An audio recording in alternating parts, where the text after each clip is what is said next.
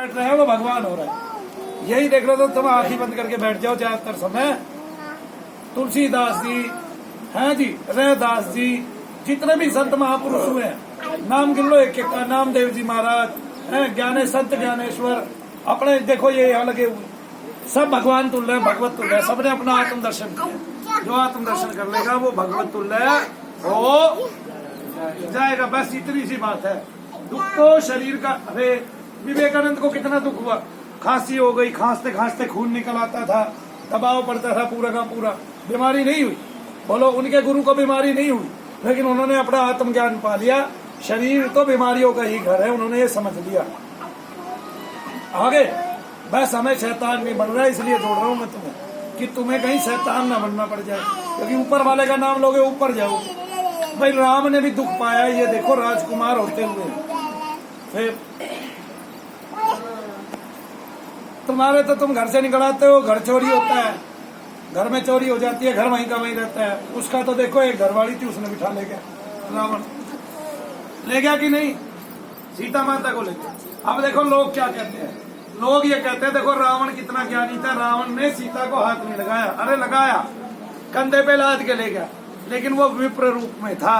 जब राक्षस रूप में जब भी उसको हरने आता था तभी वो सीता के सतीत्व से जलने लगता था। किसी को ये नहीं पता वो पृथ्वी की संतान थी। सीता माता स्वयं पृथ्वी देवी है, आगे न पृथ्वी के गर्भ को फोड़ के बाहर आई है। आता है समझ में? तो उसके सतीत्व से कांपता था। आगे एक तुनके की ओट करके कह दिया था तेरा पूरा बदन अभी के अभी राख हो जाएगा, क्या तू मुझे छेड़ता है। और यही बात सोची जब रावण उसको आता था हरण करने, और जब उसको कहता है तू मेरी पत्नी बन जा, उसको छोड़ दे वनवासी राम को, तभी उसकी देह जलने लगती थी।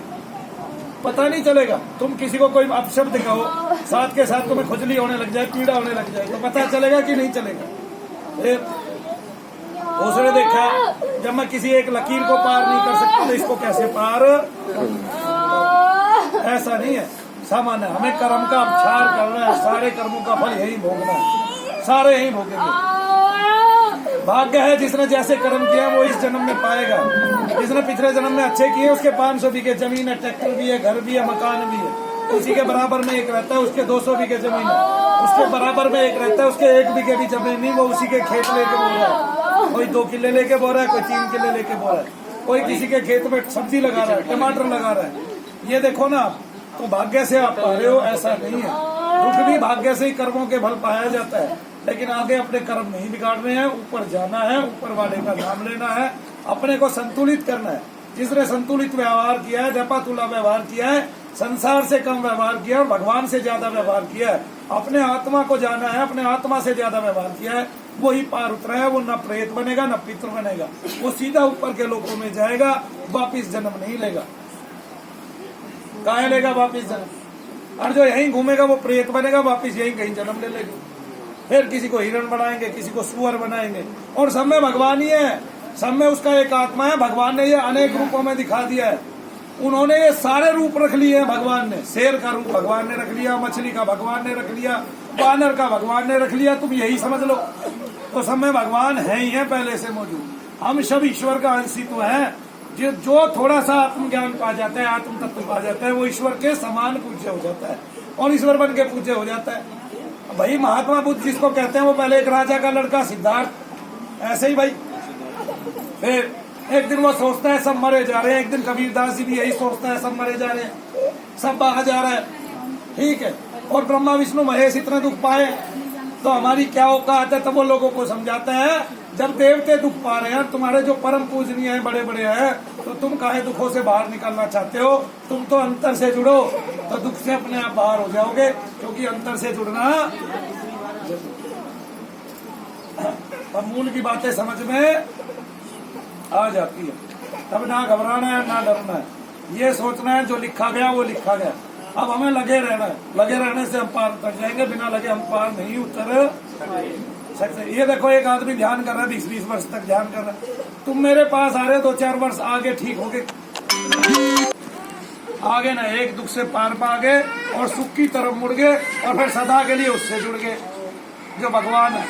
तुम जाप करने लगे किसी शब्द का निरंतर, वही शब्द आपके अभिमान को गलाएगा, वही आपके मन को विशुद्ध कर देगा, कोई आपके काम क्रोध मद लोभ मोह को छीन ले जाएगा।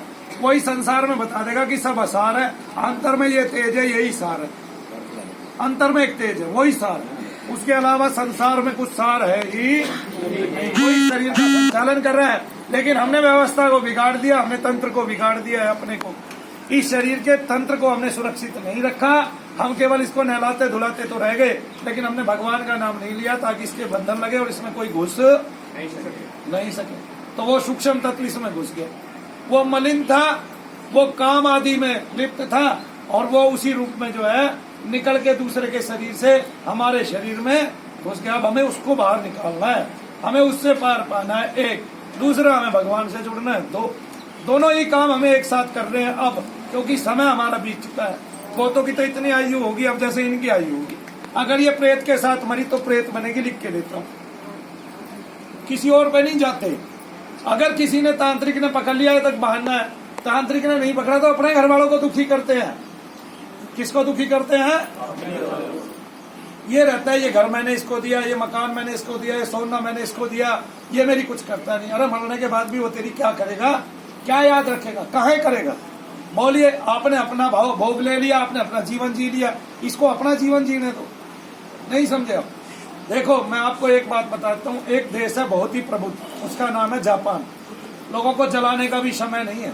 बिल्डिंगों में नीचे लोग जलाए जाते हैं, फूके जाते हैं। प्रत्येक बिल्डिंग में नीचे शमशान है। उनके तो भूत नहीं निपटते, वाकई में उनके भूत नहीं निपटते। क्यों? क्योंकि प्रत्येक व्यक्ति वहाँ का वैज्ञानिक तरीके से काम करता है। ठीक है ना? वैज्ञानिक क्या मतलब? खोज में मरेगा। और जो अगर किसी को कोई प्रेत भी घुसेगा वो भी खोज ही करेगा। नहीं समझे आप? क्यों? क्योंकि वहाँ के मानव का मन ही एक तरफ है कि हमें कुछ खोज करना है, हमें कुछ नया करना है, हमें कुछ पैदा करना है। और ये जो अन्वेषण की क्रिया है, ये ईश्वर तक हमें ले जाती है। बेशक वो ईश्वर को पाने के लिए नहीं चले, या अलग प्रतिरूप है, उनका प्रारूप है, लेकिन उनके पास शांति है। तो जब तक शांति नहीं आती, स्थिरता नहीं आती, और स्थिरता नहीं आएगी, और स्थिरता आएगी और शांति आएगी, तो शमशान में बैठ के भी राजा हो तब कोई भूत प्रेत नहीं निपटेगा, है? और शांति और स्थिरता नहीं है। शांति है तो घर में अंदर बैठे हो, वहां भी प्रेत डंक मार देगा कि नहीं मार देगा, और जीवन खराब कर देगा। आगे का